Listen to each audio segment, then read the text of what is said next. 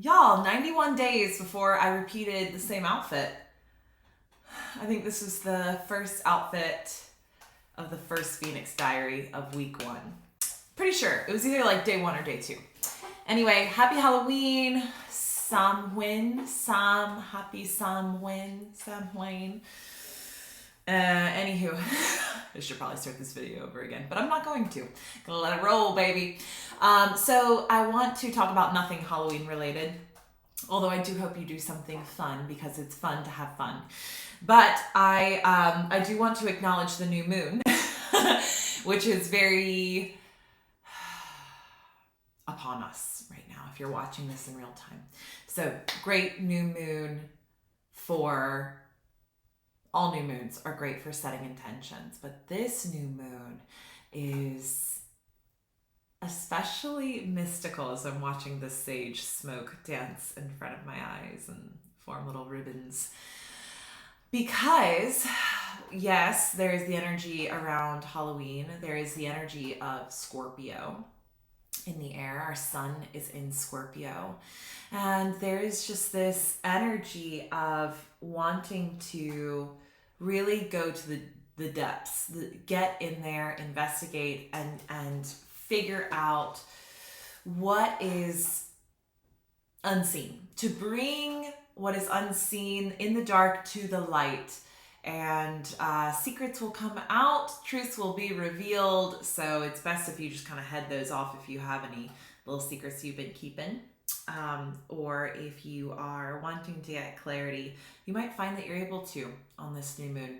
Or you can set the intention to get clarity. I think that would be awesome. I'm not going to go too much more into astrology. I want to talk about something that is lighting me the fuck up right now. I'm going to speak about a book that I'm reading and some of the core principles from the book. And I had a woman, I shared this in yoga the other night, and a woman was like, you need to start a book club. And I was like, oh my God, add it to the list of things I need to do ASAP. And I may, let's see, we don't know, it might happen.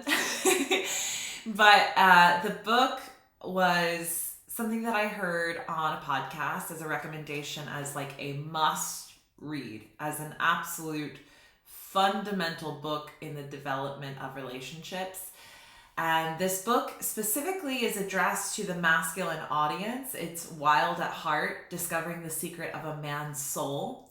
And so if you're any kind of woman like me, you wanted in on this. I want to discover the secret of a man's soul. I want to know that. Let me get in there. So I've been having the best time feeling like a spy on the inside. Devoured the book, absolutely devoured the book on Audible. And then I think I was done in half a day. And then I went and found the physical copy in the bookstore, and I've been just going back through and highlighting and rereading and just letting it kind of sink in through that sense of actually feeling and being present with the book and taking notes on it. And I've recently started the book For a Woman's Soul, written by John Eldredge and his wife Stacy Eldredge, and that book is called Captivating, but I will share more on that later. I'm only on like chapter 2 or 3. It is equally awesome, but this book just came in at the right time for me. Wild at Heart, it is so deeply profound, and I'm going to tell you why. I'm going to give you a few really key notes to give you a taste and a flavor of the book and of the kind of material. Highly recommend the Audible version as well, because John reads in a very theatrical, yet also calming and soothing way. It's amazing how he's able to do both of those things. It's awesome. It was recommended on Cam Haynes' podcast where he was interviewing Dale Brisby, and they're both just real manly mans and manly mans. And I love watching Cam Haynes' vlogs and podcasts. It sort of gives me that perspective and insight on a man that I really respect and really, I treasure witnessing that energy. I'm sure the same way men treasure witnessing beauty in women and femininity. Your opposing polar opposite, you're the yang to your yin and vice versa. So they recommended the book, and immediately just something struck in my soul. My sacral was like, yep, what is that? Let's check it out. So downloaded it and devoured it. So I'll read you a little bit from the back cover, and then I'm going to read you a few notes that I have on it. God did not create men to be nice boys. He created us to live a life of passion, freedom, and adventure. To be dangerous men living in a really big story. This book is about recovering the true masculine hearts, healing the wounds and trauma in their stories, and delighting in the strength and wildness they were created to offer the world. God designed men to be powerful. Simply look at the dreams and desires written in the heart of every boy. To be a hero, a warrior, to love a beauty, to live a life of adventure. But sometime between boyhood and the struggles of yesterday, most men lose heart. All those passions, dreams, and desires get buried under deadlines, pressures, and disappointments. Christianity feels irrelevant to the recovery of their heart. No wonder most men lead lives of quiet resignation, meanwhile looking for a little life on the other side. In this provocative book, this is where Eldredge speaks about recovering the true masculine heart. And as much as it speaks about being a warrior and being a hero and being a conqueror and a man, nitty gritty, it also very much so speaks about the heart, and it has a lot of spirituality in it, as you can already tell from the little snippets that I read to you thus far, with God being a very big part of the picture. And I love some of the weavings there as we contemplate women's role as well in this polarity that we balance each other with. And he speaks about Adam and Eve, of course, but in a new way, in a way I truly haven't heard quite yet before. And he speaks about Adam being created of the earth. God made him of the earth. He's made from the earth. And there's that deep desire for men for just when you think of men, I'll just speak for me, like hunters, powerful, strong, just seeking a fight or something to conquer, hunting something down, doing it with their bare hands, getting in there and getting dirty. I kind of picture it in that way. And then it was said in the Bible that Eve was created in the image of God. There's a term, Ezekinezer. I think it's something like that. I'm sorry if I'm butchering it and you're like, what the fuck? Seriously, you don't know that word? I've been playing with it and breaking it down. But it's all about her literally being made in the image of God. The only other time the Ezer-can-never word is used is in reference directly to God. And then it's also used in reference to Eve. Excuse me. Excuse me. Oh. That translates, by the way, to life saver, helper. And so Eve is made as a representation of God. We see the womb spaces full of God, of spirit. A woman is designed to be pregnant with spirit, to be a well, and to be a sign of hope and beauty.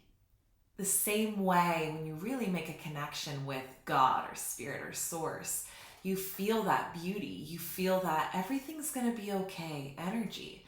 And equally when you're around a beautiful, confident, relaxed woman, I know for me, my dear friends, I deeply settle into that space, and I aim to be that space as well of just all is well. Everything is happening as it should. That's the beauty in the beauty. And so that really made a lot of sense. And so with woman being made of spirit and Adam being made of earth, we are made of different things. We are designed for different things. Adam Man is here to be strong, to be powerful, right? And furthermore, men have a warrior's heart. Men have a core desire to fight a battle, and that battle can be a cause, a career, making a living. So there's that desire we see in boys of like, they'll make anything a weapon. I pick up a paper towel roll and they're like, whack, and you're like, what the heck, man? And then they're like, you can just see them light up and you're like, come on. Like, I went to dinner with my nephews and my niece last night, and one of my nephews, he picked up all these like sporks, a little fork, spoon, plastic, and he was like, would you like one? And I was like, I don't think I need one. We got tacos. Thank you though. And he's like, okay. So he just starts unwrapping them and he's like, pew, pew, pew, pew, and then he's like, poke. And I'm like, hey, I don't want to be stabbed. And he's like, why not? It's so fun. There's that desire, that warrior energy that wants to like get in there and like have a fight, have a battle, like let's solve some stuff, Whereas the feminine, the woman is like, let's talk about this. Let's just like, this is not how we do this. If you have something to say it to me. Are you angry with me? We gotta go in a whole other world. And then men have a sense of adventure. Men should explore and create, and that is a reflection of God's heart. And there's that need to have adventure, that need to have a warrior's battle, a fight. And then finally, and I think there's a hyper focus on this one in our current collective, men have a calling to share their life with a beauty to rescue. Men should work hard and fight to be worthy of a life partner. And so we often see men finding God through women and then depending on the woman to be their source of God. And this is really dangerous, obviously, because a woman is a woman. She's not God. She is out of alignment. She has her own selfish motives. She has a bad day. She might not have a great connection with spirit, with God. And so with the issue with a man depending on the woman for that is it's extremely draining. It's a breeding ground for resentment, and it just won't work. It's not sustainable for sure. And so we need men really lit up with God, honoring their need for adventure, honoring their desire to fight a battle and to be a part of a cause and have something motivating and driving them. And also that strength and desire to rescue a beauty, to recognize the beauty of Eve, of the woman, and to fight for her.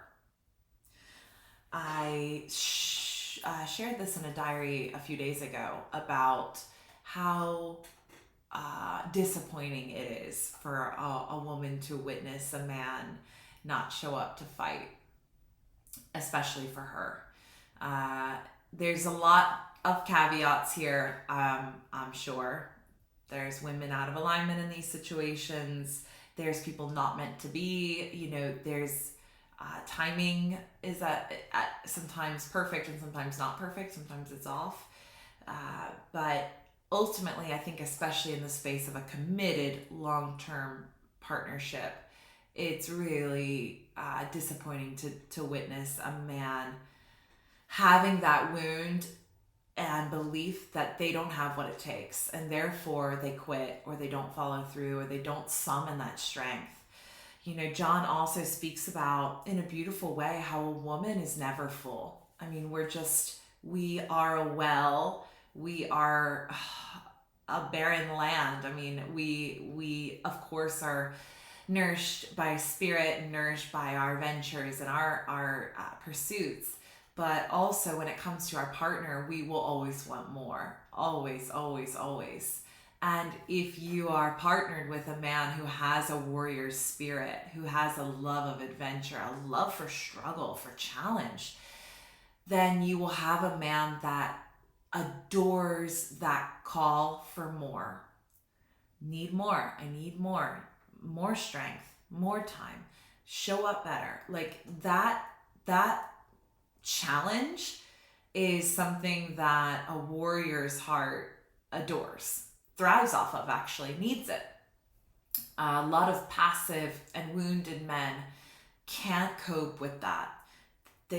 And therefore we have the wounding in the woman that I'm too much. I posted that on my Instagram today, and on the memes, that like, if I'm too much, go find something less. And they will. A passive, weaker male or a wounded male will do that. They'll go ahead and search for less because they have a wounding that they are not enough. And that's, I appreciate when a man can be honest about that and just recognize, like, I can't be who you need, and getting out of the way so that a man that truly can show up can get there.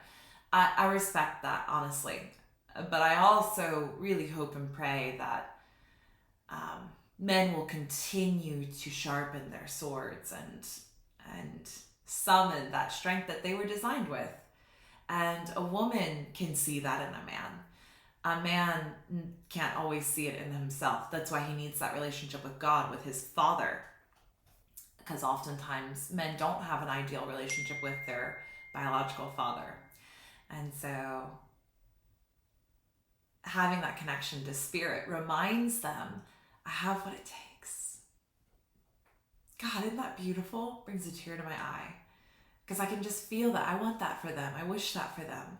And there's been many times I've had in the past conversations with partners who just deeply knew they didn't have what it took. And a woman can't bestow masculinity to the masculine, unfortunately.